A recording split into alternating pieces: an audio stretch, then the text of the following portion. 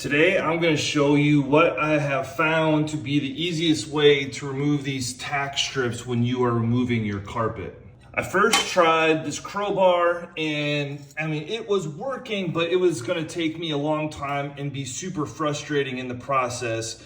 And then I found a video that talked about using a flathead shovel, which this really isn't, but it still works.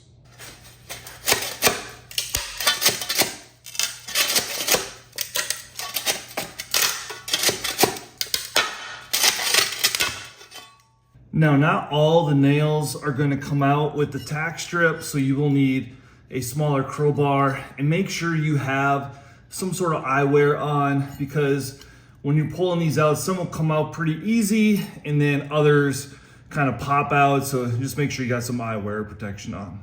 This has been kind of a game changer for me for getting these tack strips out.